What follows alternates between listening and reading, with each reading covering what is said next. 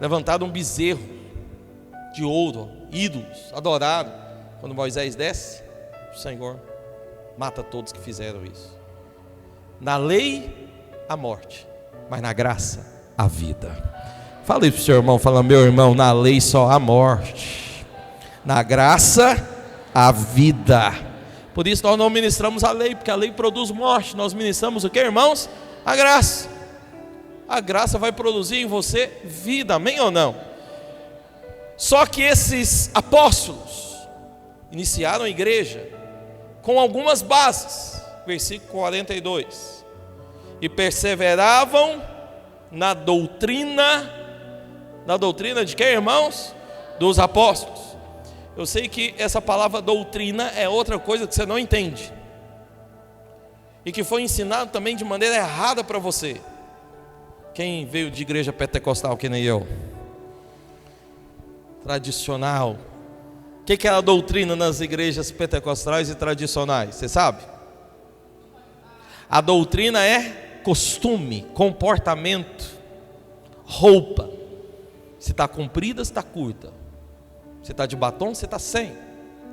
E vai outros comportamentos. Isso é a doutrina, mas não é a doutrina dos apóstolos. Não é a doutrina da Bíblia. Amém ou não? Qual é a doutrina da Bíblia? A doutrina da Bíblia é a cruz. É a mensagem da graça. É a palavra de Deus. Essa é a doutrina. Nessa doutrina, os apóstolos perseveravam. Então a nossa palavra hoje é sobre os 4 pilares da igreja. Primeiro, doutrina dos apóstolos. Segundo, comunhão. Terceiro, está lá, vocês estão lendo? Partir do pão. E quarto, nas orações. Então fala comigo. Primeira doutrina, primeiro pilar, doutrina dos apóstolos.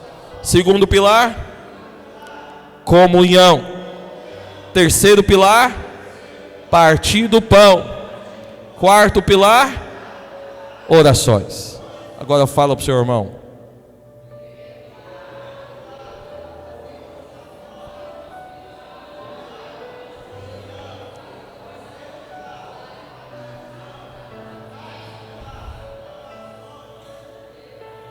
Amém?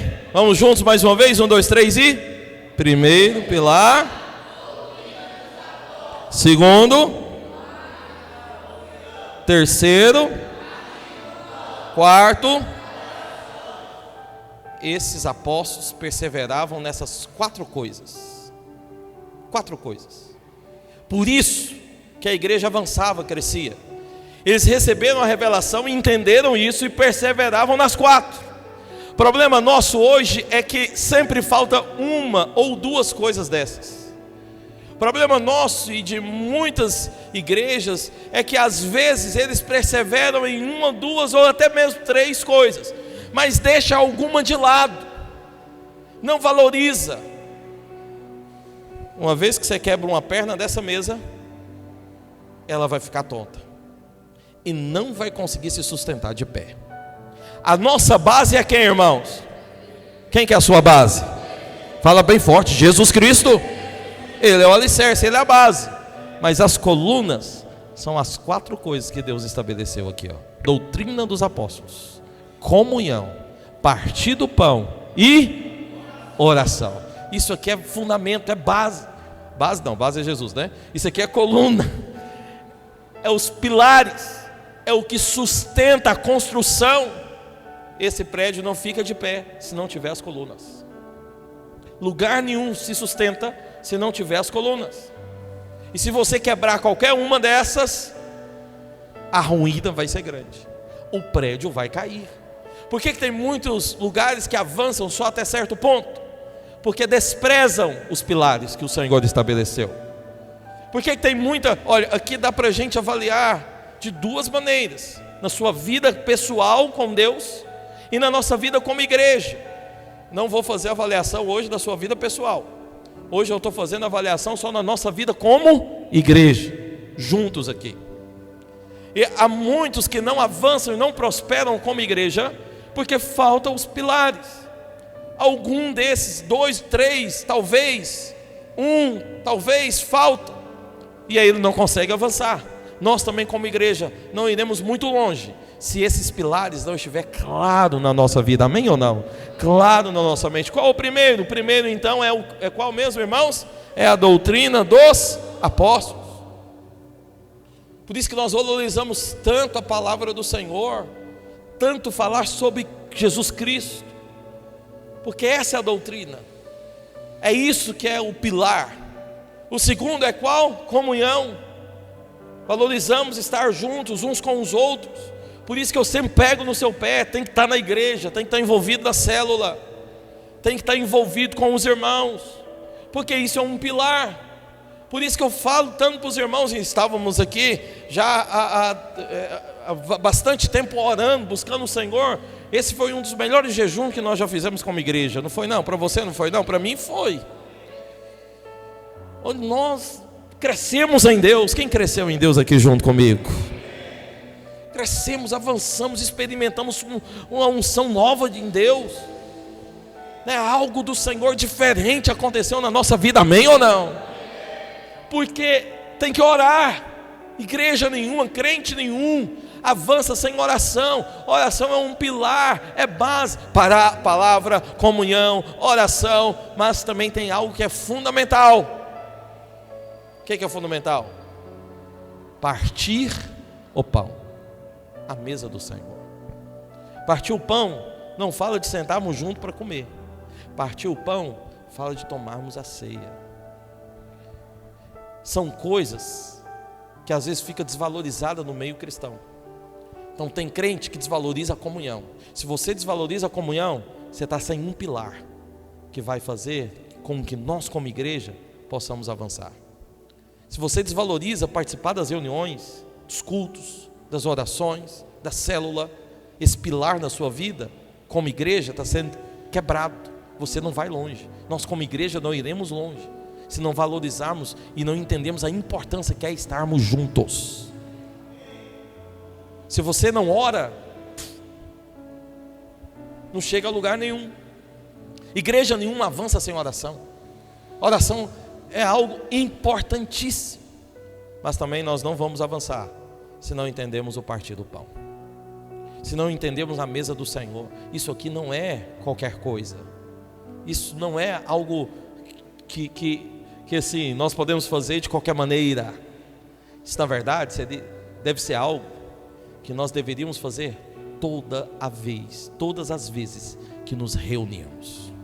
Na célula, às vezes nos encontros, nos eventos, nas vigílias, nos cultos. Porque isso é pilar. Isso é o que faz a igreja avançar. Porque esses apóstolos perseveravam nas 4 coisas, nós veremos também aqui consequências na vida deles. Vai lá no versículo 44. Vamos continuar lendo? 43, eu li o 41 e o 2, né? Vamos no 43. Deixa eu abrir aqui. Quem está firme nesses pilares vai ter as consequências. Olha o 43. E em cada alma havia temor, e muitos prodígios, e o que mesmo, irmãos? Sinais. Isso aqui é consequência de pessoas que valorizam aquilo que Deus estabeleceu. O que o Senhor estabeleceu? Doutrina dos apóstolos, partir do pão, comunhão e oração. Quem valoriza essas 4 coisas experimenta de que? Olá, irmãos: temor, prodígios, sinais. Eram feitos por intermédio de quem, irmãos? Dos apóstolos. Você vai experimentar isso na sua vida. Não só na sua vida, mas na hora que você impor as mãos para orar, prodígios, sinais, milagres acontecerá também através de você, amém ou não? O que mais que acontecia? 44. Todos, vamos ler juntos, 1, 2, 3 e... Todos os que creram estavam juntos. E tinham o que mesmo, irmãos? Tudo em comum. Olha só, estavam juntos. Eles creram no quê? Nos pilares, aquilo que Jesus estabeleceu. Estavam juntos, creram que não, isso aqui é importante. Isso aqui nós precisamos praticar. Viam sinais, viam prodígios. Estavam unânimes, perseverando juntos em unidade. É isso que nós precisamos ter como igreja. Hoje a nossa visão, os nossos olhos, a nossa cabeça precisa se abrir para aquilo que é pilar, para aquilo que sustenta a obra do Senhor na nossa cidade e aqui nas nossas vidas. Amém, irmãos? Nós precisamos se abrir para isso. Versículo 45: vendiam suas propriedades e bens, distribuindo os produtos entre todos, à medida com que alguém tivesse necessidade. 46, vamos ler juntos, 1, 2, 3 e... diariamente perseveravam unânimes no templo. Aonde, irmãos? No templo. Ouça-me, calma. Diariamente eles faziam o quê? Perseveraram, unânimes, juntos, um só pensamento, com a mesma fé, na mesma disposição. Aonde que eles estavam perseverando? No templo. Porque naquela época ainda existia um templo. Eles iam para o templo. Eu sei que muitos têm, é outra coisa que nós temos que quebrar na nossa mente. Muitos têm a ideia de que isso aqui é o templo do Senhor. Eu entendo que a revelação aqui foi crescendo, eles foram entendendo que mudou a dispensação. Mas muitos entram aqui e quase fazem um sinal da cruz. Não é? Porque acha que é o templo do Senhor, o templo sagrado. Aqui não é o templo do Senhor, aqui é um local de reunião, amém ou não, irmãos? É um local onde nós nos reunimos. Não é o templo do Senhor. O templo do Senhor é outra coisa. Mas aqui a palavra de Deus está dizendo que eles iam juntos, se reuniam, estavam juntos. Aqui é o lugar onde nós adoramos o Senhor. Aqui é o lugar onde nós adoramos aquele que morreu e nos resgatou e nos salvou, aquele que merece toda a honra e toda a glória e toda a adoração, amém ou não? Por isso é importante sim que você saia da sua casa e venha. Por isso é importante sim que você não abra mão disso. Essa é uma ideia que está se passando na vida e na cabeça de muita gente. Nós vivemos uma geração má. Nós vivemos os piores anos da humanidade e tende a piorar. É uma geração que não entende, nem tem valorizado muitas coisas do Senhor. É uma geração às vezes até de pessoas que se dizem, né, que entregaram a vida ao Senhor, mas que pregam e que falam algo contra a palavra de Deus. Eles faziam, era todo dia, nem era todo domingo. Todo dia eles iam lá se reunir para cultuar o Senhor, para receber de Deus. Hoje você também saiu da sua casa para vir aqui receber de Deus, amém, irmãos? E isso tem poder. Isso faz diferença na sua vida. O que mais? Eles reuniam e faziam o que mesmo, irmãos? Partiam o pão de casa em casa e depois tomavam as suas refeições. Veja, tem gente que pensa que quando lê isso aqui, pensa que partir o pão de casa em casa era sentar para comer junto, mas não é, tem uma diferença. Partir o pão é a ceia. Por isso que ele deixou claro a diferença das duas coisas. Partiam pão e depois faziam o quê? Faziam o quê, irmãos? Refeição, ou seja, tem uma diferença. Partir o pão é uma coisa, refeição é outra. Não é a mesma coisa. Mas tem gente que acha que é. Vou te dar um exemplo. Tem pessoas, cadê o meu pão, Messias? Tem pessoas que... O que é refeição? Refeição é aquela comida, podemos chamar hoje, chique, nome chique, né? é a comida gourmet, onde você faz as combinações de sabores, a construção de sabores. Eu mesmo faço uma carne na panela de pressão, com um molho, onde eu tenho que construir os sabores, para dar a perfeição na carne. Isso é uma refeição. A mesa do Senhor não é uma construção de sabores. Aí tem gente, já ouvi: nossa, pastor, nós precisamos ter um pão melhor,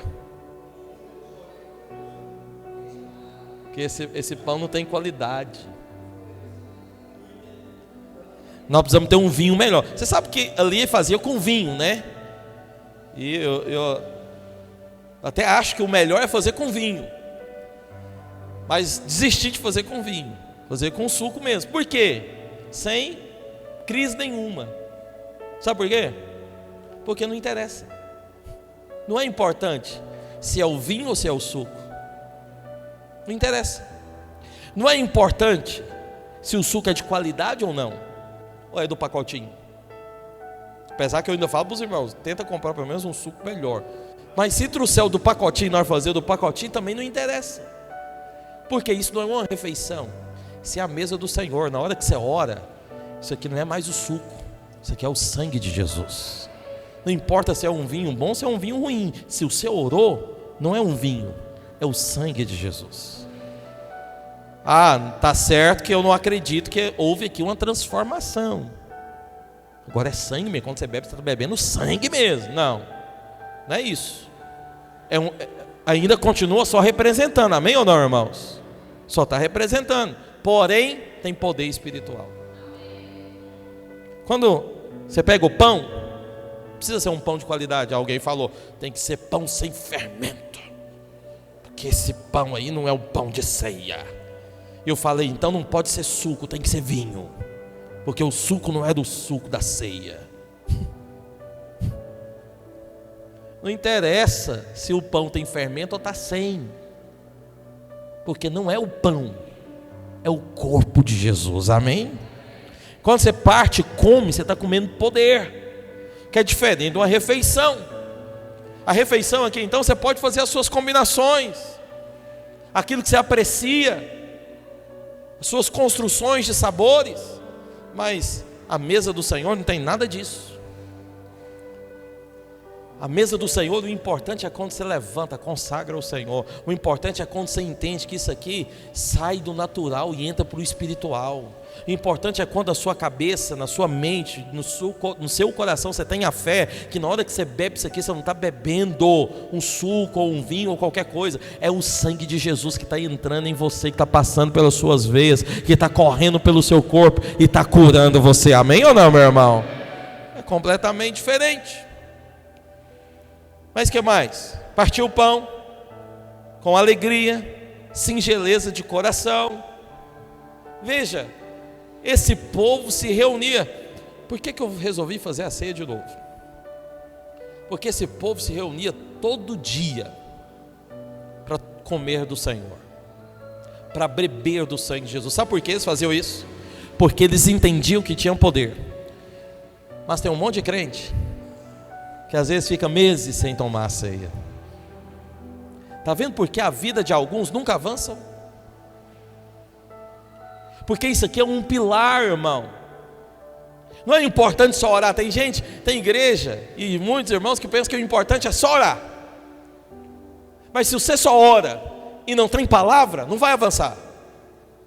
Se você ora, tem a palavra, mas não participa da mesa do Senhor, não avança. Se você ora, participa da mesa do Senhor, tem palavra, mas não está em comunhão com a igreja, você também não avança. Você fica estagnado.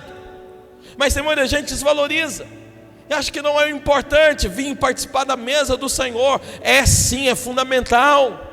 Suponha que num mês você não participa, porque viajou. Aí no outro mês aconteceu alguma coisa, não deu para você vir. Aí no outro mês teve que viajar de novo, ou o trabalho te pegou. 3 meses sem participar da mesa do Senhor, sem receber poder, sem receber vida. E quando nós fazemos isso aqui, tem um poder que é liberado. Não podemos desvalorizar. Não podemos achar que não é importante. É sim.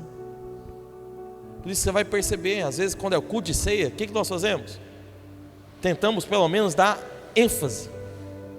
Tanto é que nós nem reunimos com os kids, deixamos todo mundo aqui embaixo. É à toa, é proposital mesmo, não é à toa. É porque tem um objetivo, para que todos participem. Até falei para minha esposa, vai acabar mais cedo, porque todos vão descer para participar. Que isso aqui é importante, amém? E o Senhor diz que eles deveriam participar quando tivesse o quê? 2 ou 3. Essa é uma promessa que o Senhor faz. Quando estiver, Mateus 18, 20, olha lá. Quando estiver 2 ou 3 reunidos em meu nome, eu estarei o que também, irmãos? Presente. Essa é uma promessa de Deus, que Ele vai estar presente, vai haver presença de Deus. Quando eu falo para você, saia da sua casa, vamos reunir, vamos estar juntos, é porque tem uma presença diferente que Deus libera quando tem 2 ou 3 se reunidos. Porque a Bíblia fala de 2 ou 3, porque aqui é o número mínimo. Aqui não tem 2 ou 3, aqui tem mais, aleluia. E a minha ideia é que tenha mais de 100 daqui uns meses, amém ou não? Alguém pode concordar comigo e falar amém? Não é que é o número mínimo. No mínimo. É daí para frente. Porque se reunir em meu nome, eu vou estar lá. Vai haver uma presença que vai ser liberada lá. Algo vai acontecer lá.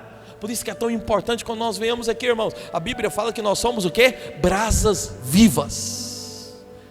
Olha para o seu irmão e fala: meu irmão, você é uma brasa viva, não morta. Por isso, acorda. Cadê a energia?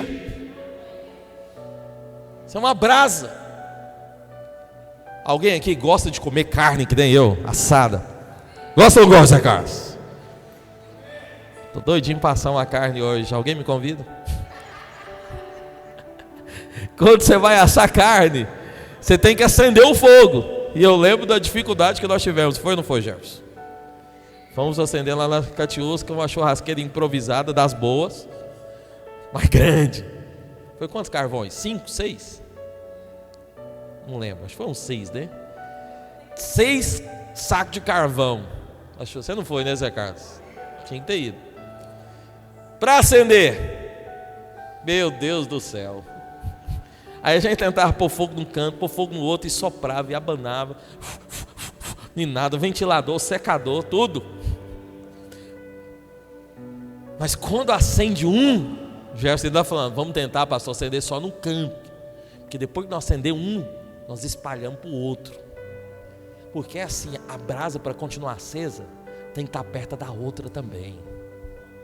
Você entendeu? Para você conseguir acender tudo, tem que ter um monte de brasa acesa. E quando nós estamos um perto do outro, o fogo do Espírito aquece toda a igreja, todos os irmãos. Mas porque nós somos só uma brasa. Agora, se você fica sozinho, você apaga. Sente sozinho para você ver. Vai acender churrasqueira, é assim, filho. Você tem que empilhar um monte de carvão, um em cima do outro, acender um, para um ir pegando no outro, para tudo ficar junto. Quando fica tudo junto e você acende todo o restante, a churrasqueira pega e você assa a noite toda. É difícil até de apagar. Mas sozinho, ninguém consegue ficar.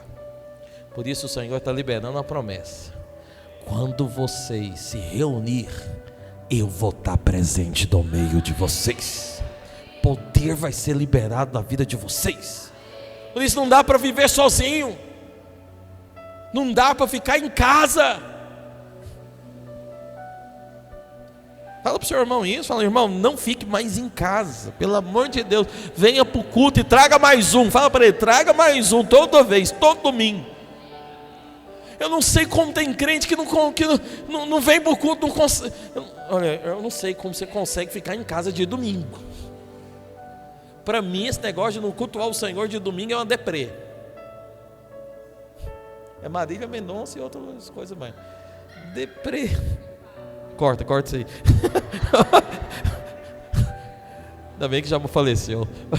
Falando da falecida, misericórdia. Tenha graça de mim, Senhor. Volta aqui.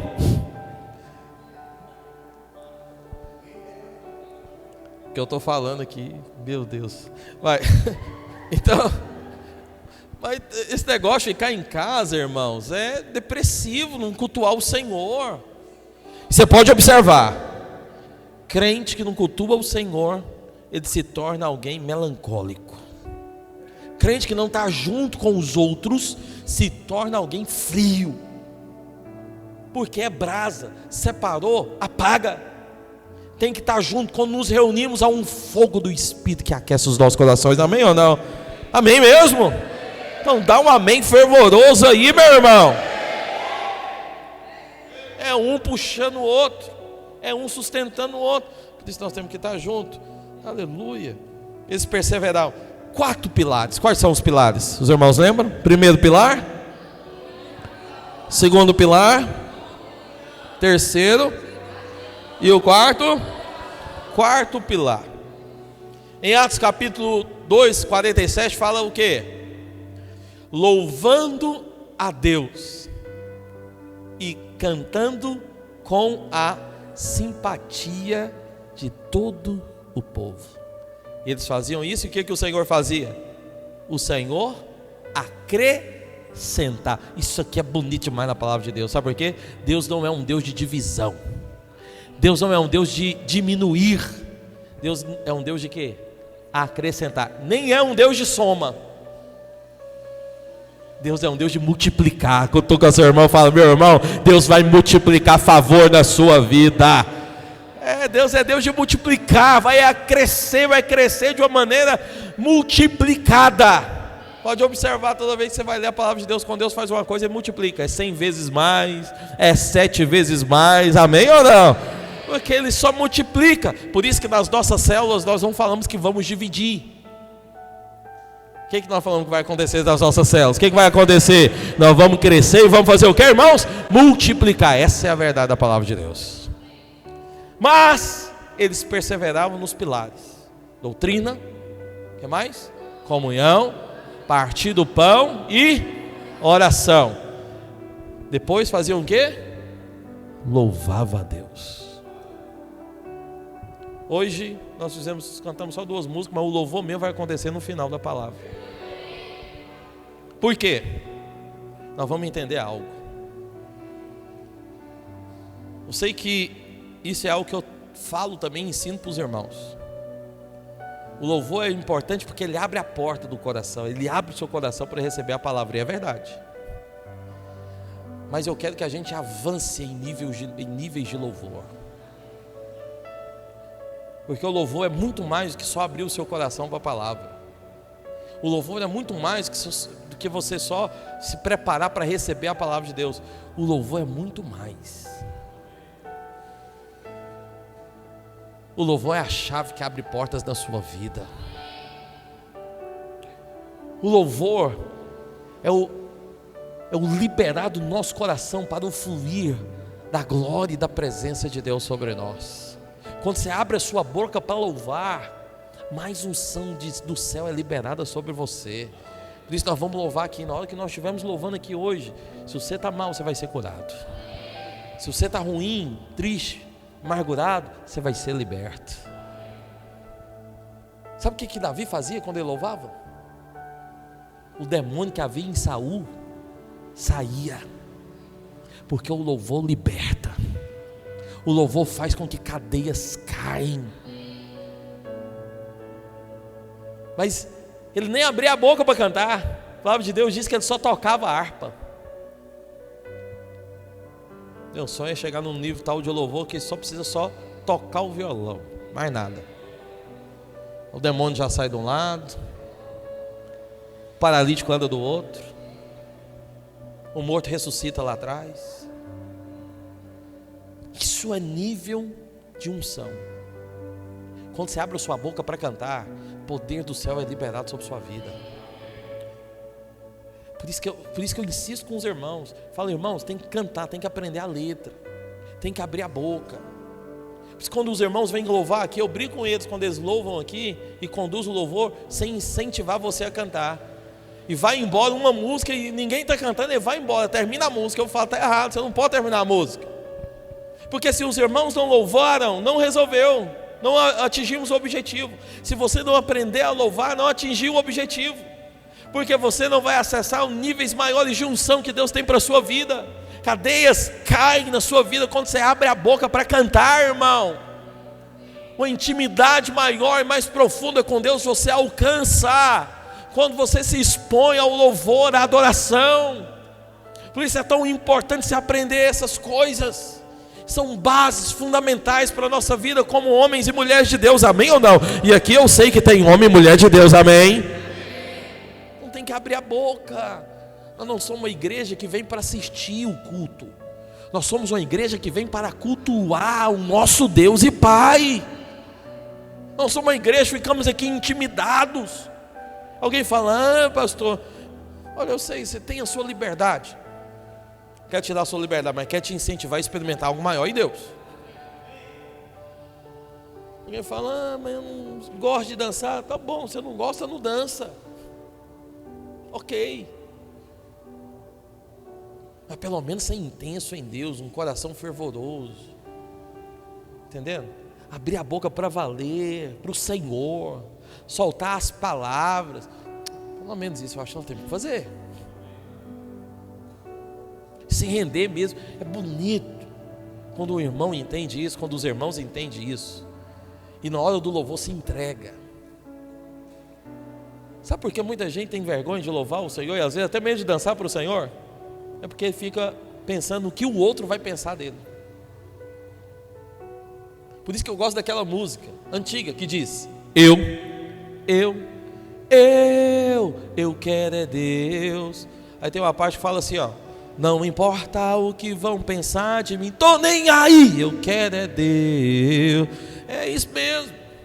Você tem que estar nem aí. Está pensando o que de mim? O problema é seu. Enquanto você está pensando, eu estou recebendo. Não tem que preocupar com o que pensa, tem que preocupar em receber. Cutuca seu irmão mais uma vez, fala: Deus tem algo para você. Você tem que preocupar em receber aquilo que Deus tem para a sua vida. Mas deixa eu entrar na palavra. Quantos minutos, Messias? Bom, eu disse que você precisava acompanhar, porque agora eu vou entrar na palavra. Mas pode ficar tranquilo que eu vou acabar. Hoje ainda. Existem 4 pilares que o Senhor deu como base para os apóstolos. Quais são os 4?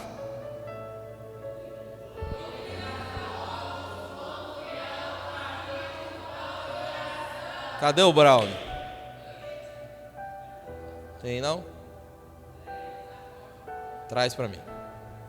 Vou aumentar minha dívida. Doutrina dos apóstolos, comunhão, partir do pão e nas orações. 4 pilares. Só que no tabernáculo, coloca a foto. No tabernáculo existia 7 móveis.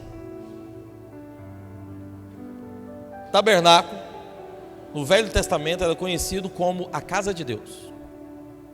Existia 7 móveis. Coloca a foto. Tá lá. Você dá. É essa aí. Primeira. É isso. Obrigado. Acho que não vai dar para você ler direito. Apaga a luz. Apaga as luzes. Pode apagar tudo. Não tem problema não. Só para a gente ver. Você precisa ver. Vendo, você vai entender melhor. Então vamos lá. Deixa eu abrir aqui. No tabernáculo lá existia, tá vendo? Então tem lá o portão, tá bem aqui embaixo. E logo depois do portão, você consegue enxergar? Tem lá um móvel quadrado, chamado de altar de holocausto. Nesse altar de holocausto é onde o sacerdote matava o animal. É ali que ele matava o animal. Mas à frente do altar tem algo redondo. Está vendo o móvel redondo, pequeno? Lá está escrito bacia. Aquilo lá é uma bacia de bronze, aonde o sacerdote tinha água que ele lavava a mão. Dentro do tabernáculo tem lá outro móvel. Do lado esquerdo, no meu lado esquerdo, tem o candelabro. Está vendo lá o arco? Ali tinha umas velas, lado direito. Aqui do meu lado direito tem o que, irmãos? Candelabro. Lá tem onde colocava as velas, a luz, né? A lâmpada, na verdade. Do meu lado esquerdo tem a mesa dos pães. E mais à frente tem o altar de incenso. E lá no fundo, lá dentro mesmo, tem o véu e tem a arca da aliança. A arca da aliança, em cima dela tinha a tampa, que é a tampa onde ficava 2 anjos, 2 querubins, um de frente para o outro. Tudo feito de ouro, porque a arca da aliança simbolizava Deus, presença de Deus. Mas aqui nós vemos então 4 coisas no tabernáculo, que aponta para os 4 pilares que eu acabei de falar para você. Passa o slide agora, Anderson. Então vamos lá. Nós vemos aqui no átrio altar do holocausto, onde matava o animal, e vemos também a bacia de bronze, onde lavava. Isso aqui simboliza a doutrina dos apóstolos. Por quê? A doutrina dos apóstolos consiste em cruz de Cristo. Quem que morre na cruz de Cristo? Jesus. Jesus é o que na Bíblia? Cordeiro. No tabernáculo, o cordeiro morria aonde? No altar do holocausto. Altar, então, não é esse lugar que eu estou pisado. Altar é o que? A cruz. Altar é a cruz, porque é lá onde morre o cordeiro. Está vendo tanto que às vezes ensinam errado para nós? Então tem gente que acha que um púlpito é o altar sagrado, mas não é. A cruz é o altar. O altar é onde o cordeiro morre, amém ou não? A doutrina dos apóstolos consistia em falar da cruz de Cristo e falar da palavra de Deus, que é a Bíblia. A Bíblia é a palavra de Deus. A Bíblia é aquilo que alimenta e sustenta a nossa fé, amém ou não? A Bíblia não é um livro histórico comum, não. A Bíblia é um livro de verdade, por onde somos direcionados, guiados, conduzidos, lavados, limpados, fortalecidos, transformados, porque é a palavra de Deus, amém? A doutrina dos apóstolos não era costumes, era a cruz de Cristo e a palavra de Deus. Do tabernáculo, simbolizado pelo quê? Altar do holocausto e bacia de bronze. Depois, nós temos a comunhão. Está vendo aqui o candelabro? Se você for lá para... Vamos ver? Abre lá em Apocalipse. Apocalipse, capítulo 1. Versículo 20. Vamos ler juntos? 1, 2, 3 e... 7 estrelas que viste na minha mão direita, e os 7 candeeiros de ouro. 7 estrelas são os anjos das igrejas, e os 7 candeeiros são 7 igrejas. Candeeiro aqui simboliza a comunhão. Por quê? Aqui em Apocalipse está claro. Jesus está dizendo: na minha mão tem 7 estrelas. Essas 7 estrelas são os anjos, os líderes de 7 igrejas. Mas eu estou andando no meio do candeeiro de ouro. Esses candeeiros são 7, representa as 7 igrejas. Esse candeeiro representa as 7 igrejas, e eu estou andando no meio deles. Então o que o Senhor Jesus está dizendo? Não li o texto para você agorinha? Onde estiver 2 ou 3 reunidos, Jesus não estaria presente? Candeeiro representa o que, irmão? Igreja. Igreja aponta para quê, filho? Comunhão. Porque você não pode ser igreja sozinho.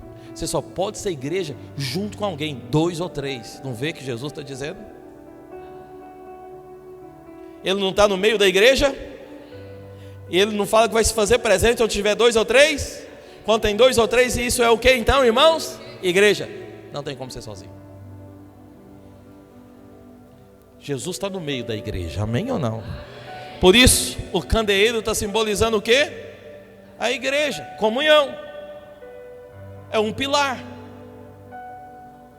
outro lado é a mesa dos pães. Volta. A imagem. Desce, isso. Agora aqui do lado tem o que? A mesa dos pães. A mesa dos pães é o terceiro pilar, que é o que? O partir do pão. É ali na mesa dos pães onde tinha o vinho e tinha também o pão, que está representando o que, irmãos? A ceia do Senhor. E mais em cima tem o que? As orações. As orações é o que? O incenso.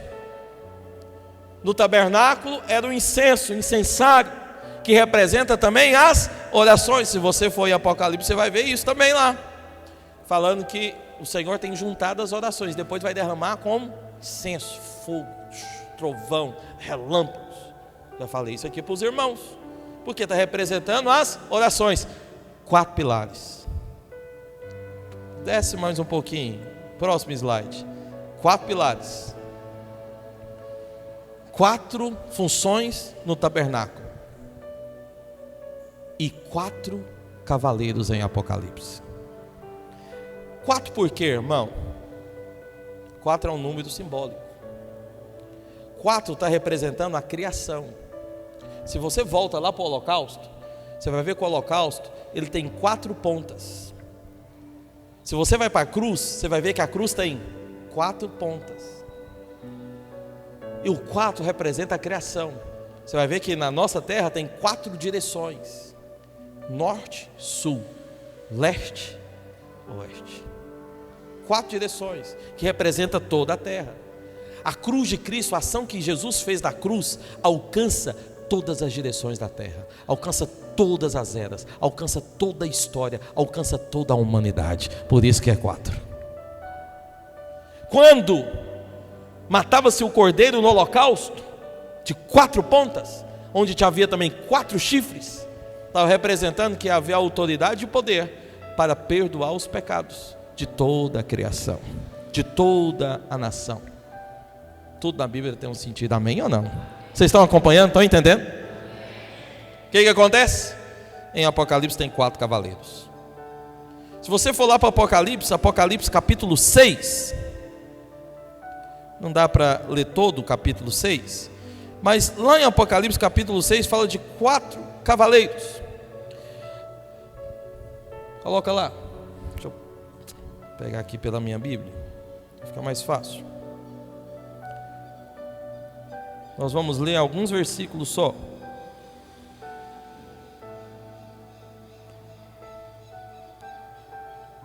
Aleluia.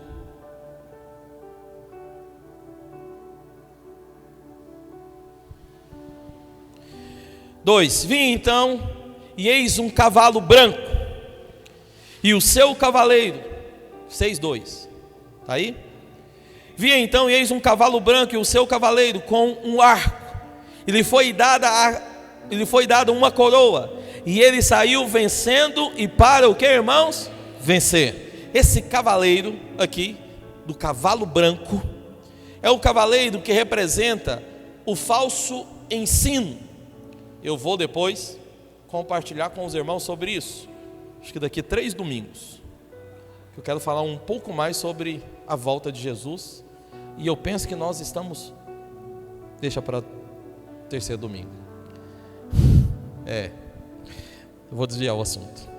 E aí o que acontece? Esse cavaleiro aqui, ele... Aleluia. Esse cavaleiro aqui, ele é do falso ensino, por isso é o cavaleiro branco,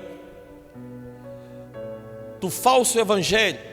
E nós vivemos uma era, uma geração, onde o ensino é torto, onde a pregação tem sido desviada de Jesus, onde se prega muita coisa, mas não se prega Jesus, onde está sendo escasso, mas está sendo também maior ainda o número de pessoas que estão aparecendo para pregar alguma coisa, talvez com algum objetivo, que não seja Cristo, que não seja a cruz de Cristo. E isso tudo é do anticristo, filho. Isso tudo é falso ensino. Eu vou te falar, o falso ensino, ele vem de maneira enganosa, enganada, porque ele vem com a Bíblia. Ele vem com versículos da Bíblia. Uma pessoa mesmo, uma adolescente, estava pregando aí na internet. Quando você vê qualquer coisa, pode me mandar, não tem problema. Bom que acrescenta as minhas palavras. Mas uma moça estava pregando qualquer coisa aí da internet. Pegou um texto de Salmos e estava pregando e falando que Deus odeia o pecador. E lá em Salmos fala isso mesmo, lá em Salmos. Só que essa moça estava pregando enviada do diabo, não de Deus. Porque essa pregação é uma pregação do diabo. Ela mal sabe, mas era usada pelo diabo. Porque lá em João, capítulo 3, versículo 16, depois de Jesus conversar com um ímpio, ele fala para ele, no final da história, ele chega para o ímpio e diz para ele, o versículo que todo mundo conhece: porque ele amou o mundo, e o mundo aqui não é as coisas, o mundo aqui é as pessoas, porque ele amou o mundo, que resolveu dar aquilo que tinha de mais precioso, aquilo que ele tinha de mais valor, aquilo que ele tinha de melhor, ele resolveu dar, porque ele fez o que, irmãos? Amou. Porque ele amou ou porque ele odiou? Porque ele amou ou porque ele rejeitou? Porque ele amou, que ele resolveu dar. Quem que ele deu? O único filho, aquilo que ele tinha de mais precioso. Acende a luz porque está gravando, esqueci disso. E aí ele resolveu dar. Resolveu dar.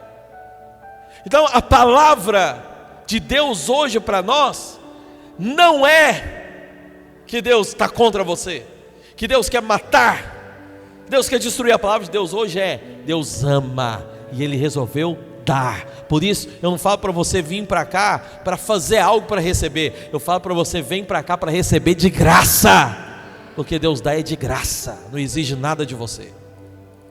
A pregação de muitos aí hoje também, sabe qual é? É da confissão positiva, da autoajuda. O que é a confissão positiva? A confissão positiva é tudo que você confessa sem Cristo. Eu sou bom, eu sou lindo, eu sou maravilhoso, eu consigo, eu posso, eu vou. Vamos lá, diga: eu posso 3 vezes. Eu posso, eu posso, eu posso. Agora você está pronto, pode ir. Essa é a confissão positiva, que não muda ninguém. A confissão da palavra de Deus, que essa é a verdade, é aquela que você inclui, você coloca Cristo em tudo. Eu sou rico em Cristo Jesus, eu sou próspero em Cristo Jesus, eu sou lindo em Cristo Jesus, eu sou amável em Cristo Jesus, eu sou bom em Cristo Jesus, eu posso tudo em Cristo Jesus, porque Ele me fortalece. Agora mudou. Cristo tem que estar em tudo.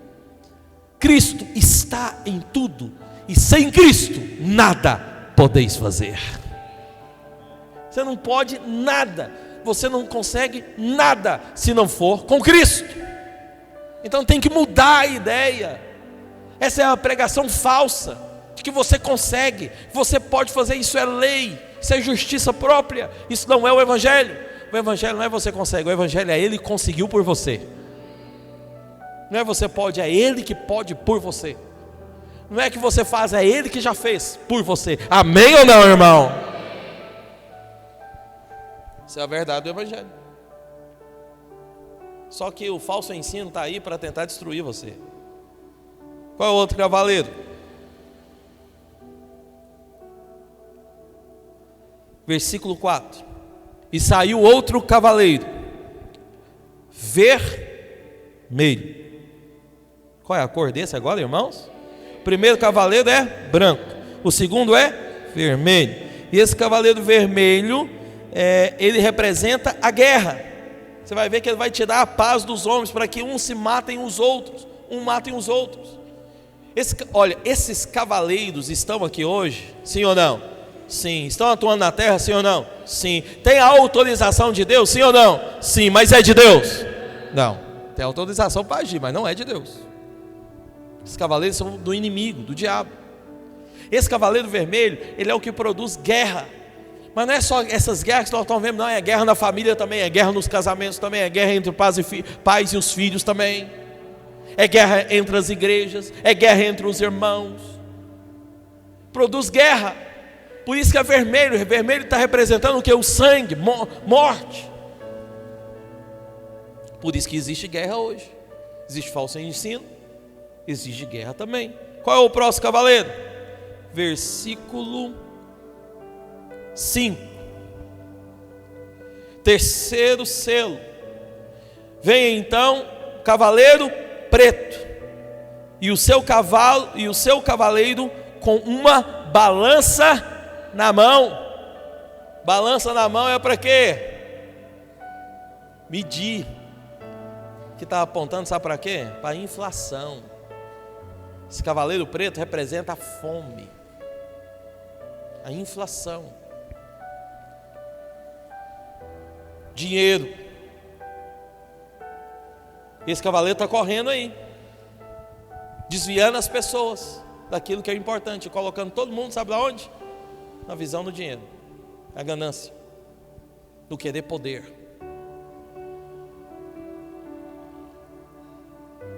Que o Senhor nos livre. Mas tem mais um cavaleiro, é o amarelo. E esse cavaleiro está lá no versículo 8. Cavaleiro amarelo, amarelo. E o seu cavaleiro, sendo este chamado o que, irmãos? Morte, inferno. Todos aqui são inimigos, e todos aqui vão produzir uma coisa: morte. Está no mundo hoje. Esses 4 cavaleiros operam hoje. E a morte, que é o amarelo, ele opera e opera muito por conta das pandemias, das pestes. Veja, não para de acontecer. Pestes. A última que aconteceu foi lá nos Estados Unidos, do furacão Milton, grau 6. Algumas pessoas morreram. Graças a Deus evitaram a morte de muitos, mas morreram. Você sabe, tem um site tal de BBC. Ele está apontando que as calamidades aumentaram em torno de 50%. Queimadas mais fortes, furacões mais fortes, que mais? Terremotos mais fortes. Tudo aumentou em torno de 50%. Seca mais forte, chuva também mais forte. Sabe por quê? Nós já vivemos o princípio das dores. Ainda não é o fim, mas nós já entramos nele. Guerras por tudo quanto é lado. Veja, irmão, eu vou falar disso, porque eu preciso falar sobre Israel para os irmãos. Mas o Jeff está de prova, porque eu falei para ele em primeira mão, 1 ano atrás, nesse mesmo mês de outubro, quando nós estávamos aqui jejuando, e começou a guerra do atentado, onde o Hamas entrou no território de Israel e pegou reféns e matou vários, crianças, de maneira absurda. Aqui nesse prédio eu olhei para eles, conversando sobre isso, eu falei para eles, falei: olha, esse negócio não para aí, vai desencadear uma guerra. O Hezbollah vai entrar, o Irã vai entrar, e Israel vai guerrear contra todos, e no final Israel vai tomar de volta o que está na mão dos muçulmanos, o único território que Israel não tem ainda, que é onde está a cúpula dourada, que é onde a profecia da palavra vai se cumprir, e o templo será reconstruído, o anticristo senta, depois Jesus volta e senta também. O projeto é pronto, mas para isso precisa tomar o território, e para tomar o território é uma coisa, ou duas coisas na verdade acontecem: guerra e depois um tratado de paz. Para ter o tratado de paz, o que Israel vai exigir? Território. Ouça o que eu estou te falando. Estou me antecipando, né? Ia te falar isso depois, mas me antecipei. Mas isso por quê, irmãos? Óbvio, nós estamos vivendo já. Os cavaleiros estão atuando na terra. São 4 cavaleiros que atuam nas 4 direções. Quais as direções? Volta o slide. Quais as direções que nós temos? Porque agora eu vou te mostrar como Deus te livra. Tem 4 cavaleiros, aponta para as 4 direções, que está relacionado com as 4 direções do tabernáculo, e Deus nos livra com os 4 pilares que Ele estabeleceu para nós. Ouça. Cavaleiro vermelho está em oeste. Oeste é o que? As orações. O cavaleiro vermelho representa o que mesmo, irmãos? Guerra. Cavaleiro preto está no norte. O norte está o partido pão. Cavaleiro preto representa o que mesmo, irmãos? Fome, peste. Cavaleiro branco está no leste, aonde está o altar, aonde está a doutrina dos apóstolos. O cavaleiro branco representa o que? Falso ensino. E o cavaleiro amarelo está no sul. Perdão, o cavaleiro amarelo representa a morte, né? Está no sul, representa a morte. E o que temos lá no sul? Comunhão, igreja. Veja, a balança do preto tenta te roubar algo, porque ele vem para atacar nessa ponta do norte. Ele vem para atacar um pilar que Deus estabeleceu, mas o pilar que Deus estabeleceu protege você do ataque do diabo. O cavaleiro vermelho está lá no oeste, ele também vem para atacar a sua vida, mas Deus estabeleceu um pilar, e esse pilar te protege você do cavaleiro vermelho. O cavaleiro branco vem no leste para tentar roubar algo de você, que é o verdadeiro evangelho, para roubar a verdadeira palavra, para te colocar em doutrinas falsas, mas o Senhor te protege. E o cavaleiro amarelo vem pelo sul para tentar levar você a viver uma vida isolada, mas o Senhor te protege. Vamos lá então, vamos falar desses 4 cavaleiros com os 4 pilares e vamos orar. Primeiro, os ensinos centrados em Cristo. Ouça-me, não, fala comigo, fala: o ensino centrado em Cristo trazem as bênçãos da nova aliança para a minha vida. Cristo tem que ser o centro. Problema de ensino, e é onde nós precisamos entender, é que muitos não colocam Cristo como centro. A experiência de vida que muitos têm é o centro, como eu já ensinei aqui para os irmãos. A psicologia é o centro, como há muitos aí. Até a inteligência artificial agora coloca palavras para que você possa pregar esboços prontos da Bíblia. O coach, a autoajuda, o eu tem sido o centro, mas muitos têm deixado Cristo, que é o centro verdadeiro, de lado. Tem afastado aquilo que tem que ser a mensagem. Muita gente vem ao púlpito num tempo tão precioso para ensinar comportamento, para ensinar um estilo de vida melhor, baseado talvez em alguns pontos da economia, em alguns pontos do naturalismo, da ética. Mas o centro não é isso. O centro tem que ser Cristo. Cristo tem que ser o centro da nossa mensagem. Eu não estou aqui para pregar comportamento para você. A chave que abre toda a Bíblia é uma: Cristo Jesus. É a que abre o Velho Testamento, é a que abre o Novo também. A chave que muda a sua vida é uma só: Cristo Jesus. Você não vai vir aqui para ver eu falar algo diferente. Todo domingo, toda célula, toda semana, eu vou estar falando para você a mesma coisa: Cristo, porque Ele é o centro, Ele é o que muda e transforma a sua vida, a sua história. É dele que nós precisamos falar, é dele que nós temos que cantar.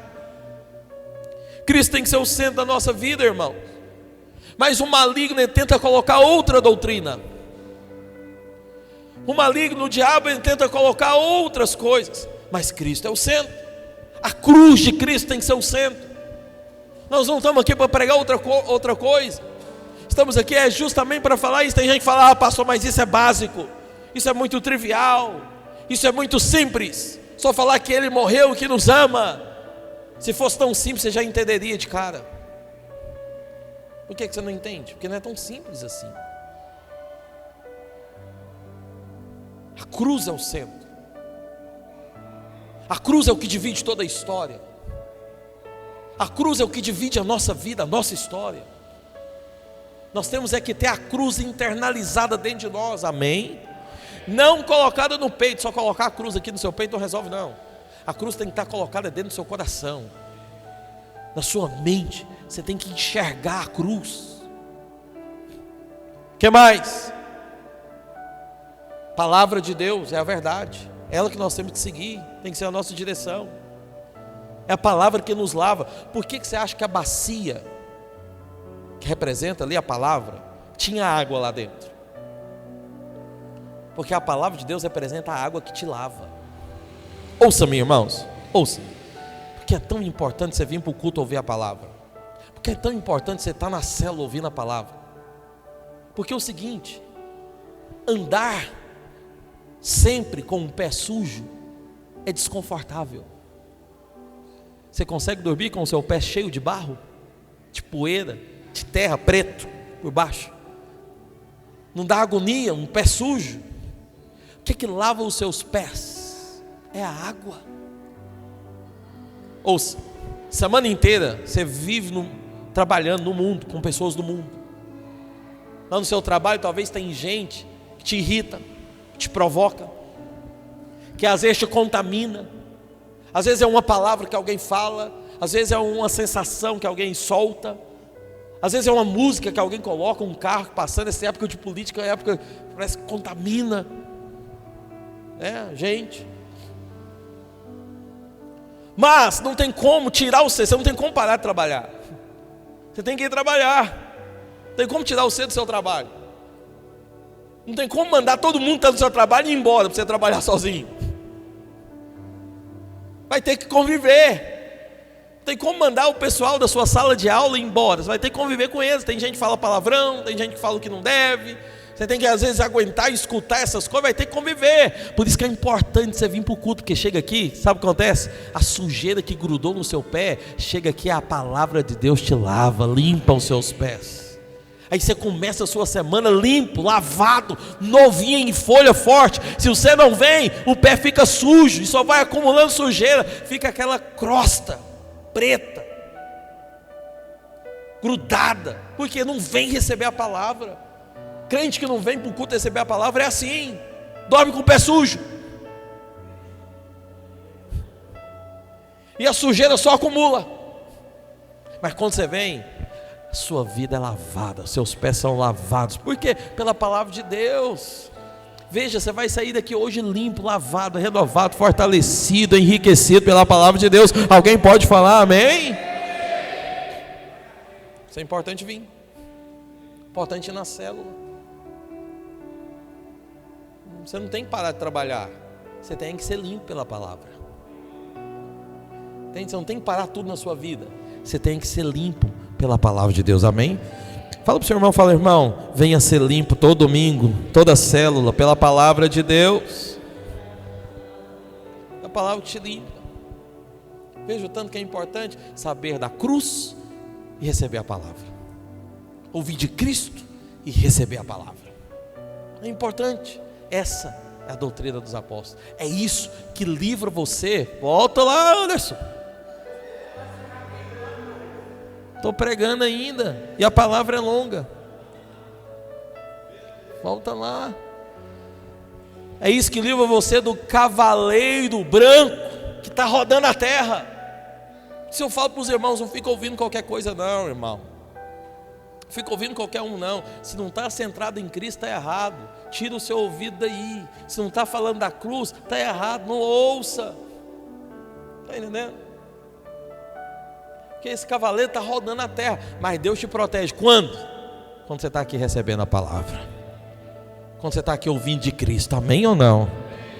Porque está protegido, tem que ouvir de Cristo. Segundo, comunhão. Comunhão é o segundo pilar. Que aponta para o quê? A imagem.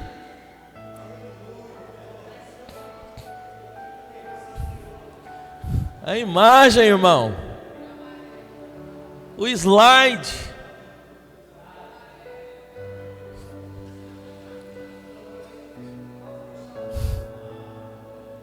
Aí, tá vendo? Quando põe pressão não funciona.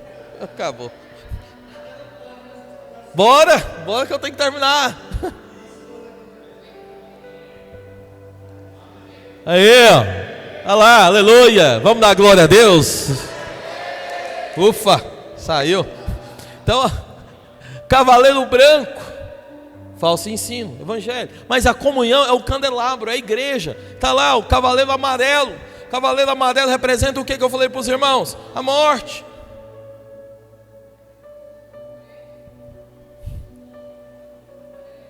Cavaleiro é a morte, amarelo. Ouça.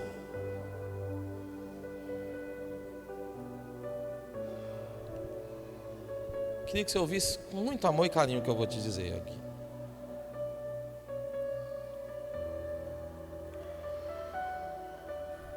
Naquela época, o Senhor Jesus fala de 7 igrejas, que eu já mencionei para os irmãos aqui em Apocalipse. Das 7 igrejas, 4 já passaram, mas são 7, porque essas 7 igrejas abrangem toda a história. Qualquer momento da história, uma das 7 igrejas você vai encontrar aí, você vai perceber que ela é existente aí. Hoje nós vivemos em um momento da história onde as 2 últimas igrejas ainda estão presentes, que é a igreja de Filadélfia e a igreja de Laodiceia. A igreja de Filadélfia é a igreja vencedora, que somos nós no nome de Jesus, que é a igreja do amor fraternal. O que é o amor fraternal? É crentes que entenderam que em primeiro lugar você foi amado. Crentes que entenderam que o amor do Pai já foi liberado da sua vida, porque o Pai te ama, você agora o ama também. É gente que vive com o Senhor pelo amor, porque foi conquistado por tamanho amor, por tamanha revelação do amor do Pai que foi liberada sobre a sua vida. Essa é a igreja vencedora. A igreja vencedora ama tanto, que está ansiando pela volta do Senhor, que clama todos os dias: Maranata, hora vem, Senhor Jesus. Maranata, hora vem, Senhor Jesus. Alguém pode dizer isso? Maranata, hora vem, Senhor Jesus. Que ama, que quer o noivo. Por isso que nós tiramos aqui o jejum para buscar o Senhor, para ir para a vigília, para fazer um culto radical, para tirar um dia inteiro para Deus e chamar todo mundo para vir receber também, porque nós amamos o Senhor. Não amamos o Senhor na nossa força, no nosso braço, amamos porque fomos conquistados, porque entendemos quanto Ele nos ama, e quanto mais a gente enxerga, recebe a revelação de que Ele nos ama, mas nós amamos também. Essa é a igreja de Filadélfia. Mas tinha outra igreja que é existente hoje também, que é a igreja de Laodiceia. A igreja de Laodiceia é uma igreja rica. Veja, eles disseram isso: somos ricos e abastados. Bastardos, né? Bastardos. Abastados. Somos ricos e abastados. Isso. Não precisamos de coisa alguma. Eles disseram isso. Por isso, Jesus estava do lado de fora. Por isso que a confissão é tão importante, como eu te ensinei. Eles deixaram Jesus de lado. Eles não falavam: somos ricos em Deus, somos ricos em Cristo Jesus. Não, eles falavam: nós somos ricos porque nós somos bons. Já estamos cheios de coisa demais, não precisamos de mais nada. Essa é a igreja de derrotado. Está vendo? É uma igreja que até tem dinheiro, mas é derrotada. Porque muitos hoje em dia não estão em busca de Cristo, estão em busca de dinheiro, estão em busca de finanças. Alguém falou aqui para mim, não estou lembrando quem, mas falou para mim: encontrei uma pessoa que falou: todo pastor só quer saber de dinheiro, olha o carro dele. Ele falou: então não vou olhar o carro do meu pastor não, o carro do meu pastor não é bom não. Ele falou: não, você tem que ver o carro que é dar o rolê. Esse aí. Então quer dizer que eu tenho 2 carros, um que dá o rolê e o velhinho, para mostrar para vocês que eu sou pobre. E diz que todo pastor rouba. Mas sabe por que ele diz isso? Eu respondi: ele diz isso porque Tem muita gente que só está interessada em dinheiro. Mas porque tem muita gente só interessada em dinheiro, significa que todos roubam? Tem muito restaurante que faz comida ruim, tem ou não tem? Mas significa que todos são ruins? Tem muita gente que cozinha mal, mas significa que todo cozinheiro cozinha mal? Então. Aí tem gente que fala, Patrícia, não vou para a igreja não, porque crente é um bando de hipócrita. Já ouviu falar isso? Você pode responder para ele: fica tranquilo, sempre tem lugar para mais um.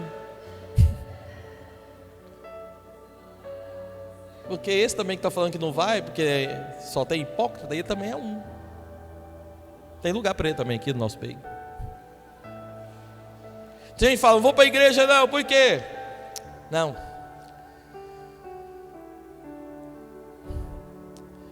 Já fui muito desapontado. Muito decepcionado. Sério, irmão? Que bom. Porque o desapontamento, a decepção serve para o seu crescimento. Ninguém cresce sem ser, que não seja ou que não foi ainda desapontado. E eu quero te anunciar algo. Talvez eu te desaponte. Não falo de desapontar você fazendo algo errado, mas às vezes desaponto você em uma expectativa que você criou e eu não consiga suprir. Eu não consiga fazer. Vou te desapontar, isso é certo, vou te desapontar. Estou te falando hoje, é certo, pode esperar. Mas o desapontamento vai ser bom para o seu crescimento. Porque não tem esse que não cresce, que cresce sem desapontamento, não tem. Você vai ter que desapontar com as pessoas. Nesse requisito, até mesmo Deus te desaponta, porque nem tudo Deus faz do jeito que você quer. Nem tudo que você pede, Deus te dá. E é bom, às vezes, você desapontar mesmo, porque Deus quer te levar a crescer, a avançar. Então, para com essa história: não vou para a igreja por causa disso, por causa daquilo. Você não vem porque você é um hipócrita. É porque você não tem revelação. Você não participa da vida da igreja porque você não tem revelação ainda. Precisa ter. Por isso que eu estou aqui hoje pregando para você. É um pilar. Sem esse pilar você vai desmoronar, você não vai avançar, não vai romper na sua vida não, filho. Tem que estar em comunhão na vida da igreja. É proteção para você. Ou você quer ir para uma igreja perfeita? Se você encontrar uma igreja perfeita, eu te dou um conselho: não entra lá, porque no dia que você entrar lá, ela vai se tornar imperfeita porque você entrou. Porque não tem igreja perfeita. Nós não somos perfeitos. Você não é perfeito. Uma igreja perfeita seria uma congregação onde todo mundo é perfeito. Mas isso não existe. Há imperfeições mesmo no nosso meio. É por isso que temos que estar um junto com o outro, porque a sua imperfeição talvez não é a minha, e eu te edifico na sua imperfeição. Mas talvez a minha imperfeição não é a sua, e você me edifica na minha. Por isso nós temos que andar junto. Gruda no bracinho do seu irmão e fala: meu irmão, nós temos que andar junto. Fala para ele: você tem que participar mais da vida da igreja, do culto, da célula. Não pode viver sozinho. Ouça, irmão, o cavaleiro amarelo é a morte. O Messias está falando que é o fim, aleluia, fim mesmo. Cavaleiro amarelo é a morte, mas ouça-me. Sabe quem foi o pior endemoniado, o homem mais endemoniado da Bíblia? Foi o Gadareno. Gadareno. Isso, é isso mesmo? É. Gadareno, isso. Foi o mais endemoniado. A Bíblia fala que ele ia para o cemitério, em cima das montanhas, ficar, sabe como? Sozinho, isolado. Se cortava, se lançava no fogo da água, sozinho, ficava perto de ninguém. Foi o mais endemoniado. Para Jesus ir libertar, Jesus enfrentou uma tempestade. Sabe por que ele enfrentou a tempestade? Resistências espirituais que não queria deixar que Jesus chegasse do outro lado. Porque se Jesus chegasse do outro lado, ele seria liberto. E esse homem foi liberto porque Jesus chegou. E sabe o que ele virou? Um dos maiores evangelistas. Fala que ele evangelizou 10 cidades. depois de liberto. Ele quis seguir a Jesus. Jesus olhou para ele e falou: não, você vai me seguir não. Vai testemunhar para os da sua família. Não foi só para os da família que testemunhou, não, irmão. Foi para 10 cidades. Por isso houve resistência. Mas o diabo prendia, sabe na onde? Pasme. Sozinho, na solidão. Quanto mais sozinho você fica, mais espíritos malignos te cercam para te destruir. Os que são pegos e caem em laços malignos, pode observar, é todos aqueles que não estão vinculados com a igreja, que estão isolados. Quem se isola está correndo sério risco, porque é no isolar que o diabo resolve trabalhar. Por isso, nós não podemos ser igreja sozinho. Não tem como você ser igreja na sua casa. Isso é pregação do diabo. Tem um monte de gente pregando isso na internet. Não precisa de ir em prédio, não precisa de estar. E gente que levanta e fala que é pastor. Eu falei: você é louco. Porque pastor tem que estar no meio da ovelha. Mas ele está mandando as ovelhas não vir para ele pastorear. Então, só daí já dá para você acreditar que isso não é pastor nada, filho. Isso é voz do diabo. Isso é enviado dele mesmo. É maligno. Tem que ficar em casa, não precisa desse negócio de igreja. Não, ouvi isso da internet. Não. As bases. 4 prioridades. Primeiro, família. Não, errei. Primeiro é Deus. Depois, família. Depois, trabalho. E depois, igreja. Ele pregava com essa voz: para de cair em conversa desses pastores que mandam você ir para a igreja. Você tem que cozinhar para o seu marido, cuidar da sua casa. Não é ficar enfurnada dentro de igreja, não. Porque é essa conversa fiada de pastores. Tem que ter prioridade, tem que trabalhar. Para com esse negócio, ficar só dentro de igreja. Pois eu te digo o contrário. Para de não querer vir, vem mais. Vamos estar mais juntos, vamos estar mais perto. E traga seu marido também, seus filhos, seu cachorro, seu periquito, o papagaio, os tios, o vizinho. Porque tudo gira em torno da igreja, é pilar.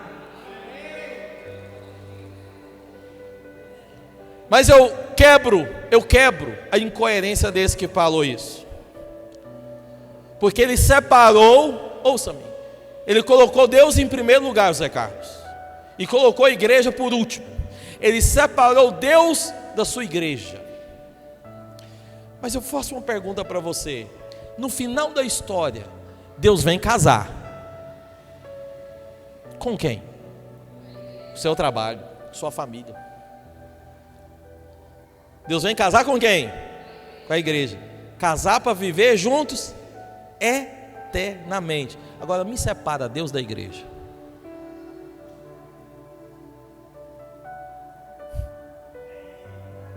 Jesus morreu. Ele morreu, sabe por causa de quê? Da igreja. Vou te dar uma profecia bíblica. Adão morreu. Quando Adão morreu, Eva nasceu. Adão representa Cristo. Eva na Bíblia representa a igreja. Jesus morreu. Adão morreu e a Eva saiu, sabe da onde? Da sua costela. Jesus morreu, representa Adão, e furou o lado de Jesus, bem onde fica a costela. Depois que Jesus morre, fura o lado, a igreja nasce. Adão é Cristo, a igreja é Eva. Para Eva nascer, Cristo teve que morrer. Separa Cristo da igreja agora. Deixa eu avançar. Nossa, irmãos, tanta coisa. Meu Deus. Não, deixa eu avançar. Nem vou falar sobre isso aqui. Vamos lá. Vou falar.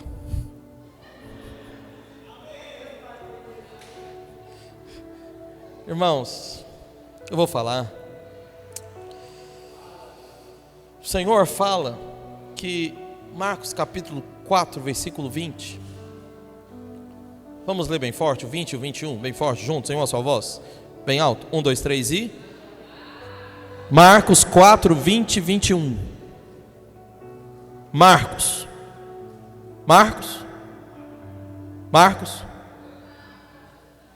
1, 2, 3 e...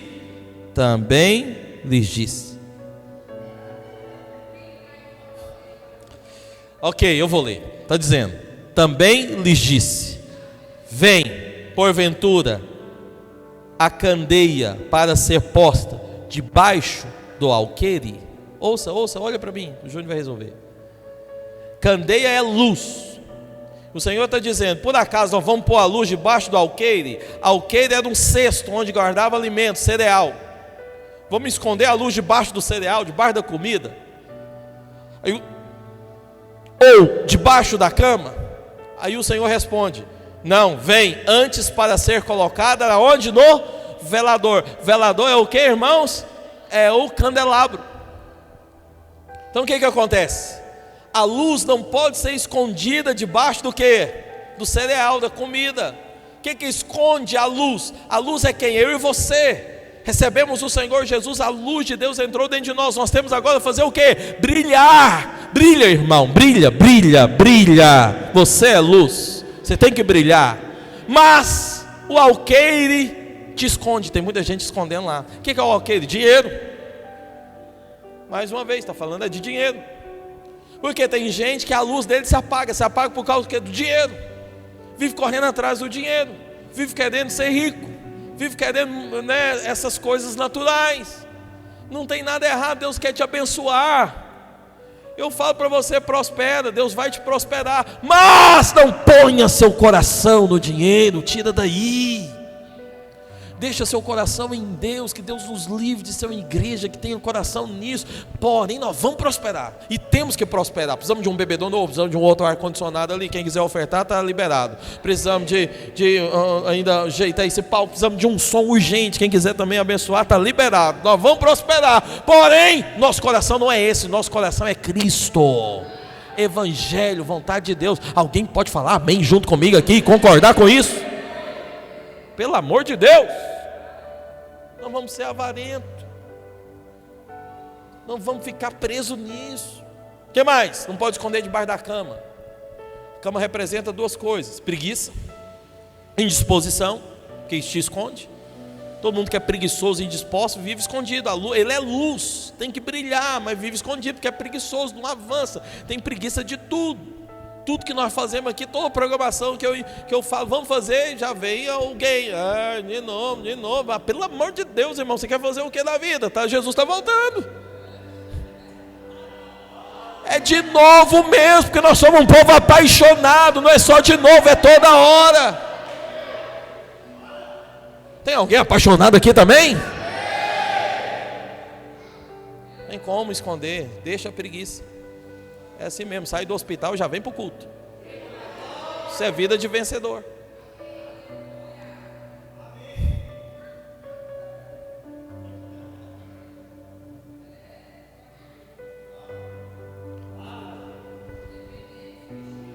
Aleluia.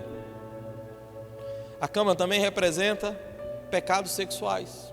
Na cama também é o lugar para fazer essas coisas. E tem muita luz que é apagada por causa disso. Porque infelizmente vive envolvido com essas coisas, pornografia, sensualidade e esses pecados. Saia disso, deixe sua luz brilhar. Você é a luz. Olha dentro da biloca preta desse irmão, fala para ele: meu irmão, deixa sua luz brilhar. Agora pergunta para ele: meu irmão, você sabe aonde a luz brilha? Responde para ele: no candelabro. Sabe o que é o candelabro? Igreja! É aqui que você tem que brilhar, irmão. Por isso nós fizemos um dia com Deus, sabe para quê? Deixa a sua luz brilhar. E eu fui surpreso, porque tem muita luz brilhando aqui no nosso meio. Alguém pode falar amém? Glória a Deus, aleluia!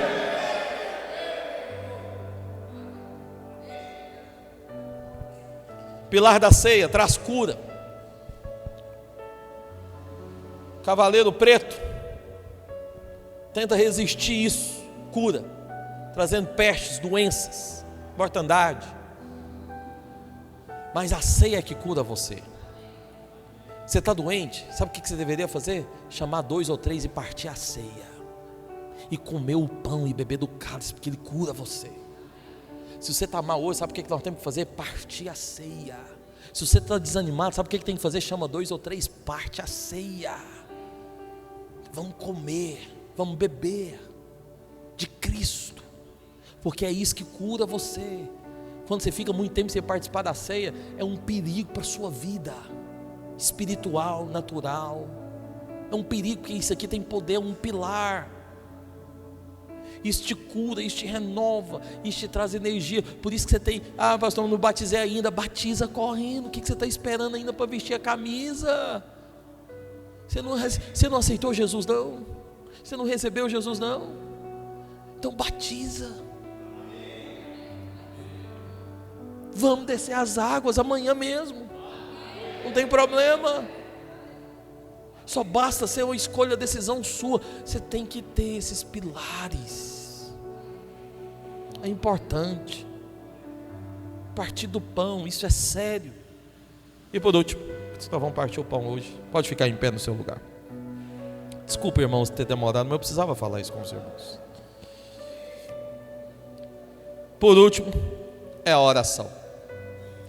Veja, Júnior, sobe aqui, você tem 1 minuto. Não precisa nem subir não, eu mesmo tiro. Nós vamos ainda tirar a nossa oferta. Nós não podemos deixar de tirar a nossa oferta. Nem orar pelos dizimistas hoje, é importante. Para o andamento aqui da obra de Deus, casa de Deus. Mas o cavaleiro vermelho, ele traz guerra. E a guerra só é resolvida com oração. A cura é resolvida pela mesa. O cavaleiro amarelo, a morte, é resolvida pela comunhão. Falso ensino é resolvido pela doutrina verdadeira dos apóstolos. Cruz e a palavra. Mas as guerras é resolvida com oração. Não fica entrando em demanda com inimigos. Sabe o que você deve fazer? Ore por eles. Não fique querendo mudar as pessoas. Sabe o que você tem que fazer? Ora por elas. Não fique querendo mudar o marido, a esposa, o filho. Não fica gastando sua saliva para mudar. Vai pôr o seu joelho no chão. Vem para as orações e vamos orar, porque é a oração que muda. É a oração que para as guerras, é a oração que interrompe as divisões. Quanto mais juntos nós aqui como igreja orarmos, mais unidade vai haver no nosso meio. Quanto menos a gente orar, mais divisão cresce no nosso meio. Mais gente um contra o outro, um briga com o outro, um vira a cara para o outro, fofoca e entra no meio, porque não tem oração. Mas se você ora, nem tempo para fofocar você tem mais. Porque você vai orar pela vida do outro, em vez de fofocar a vida do outro, você vai colocar o outro diante de Deus. Fala, Deus, eu intercedo por aquele irmão, ajuda ele, ao invés de ficar falando a vida dele para os outros. Por que tem muita fofoca dentro de igreja? Porque os irmãos não oram. Se orar uns pelos outros, acaba a fofoca. Está entendendo? Acaba a divisão. É a oração que rompe com isso. Por isso nós somos uma igreja que ora. Nós não criticamos ninguém. Nós fazemos o inverso, nós oramos por você. Nós não apontamos o dedo na cara de ninguém.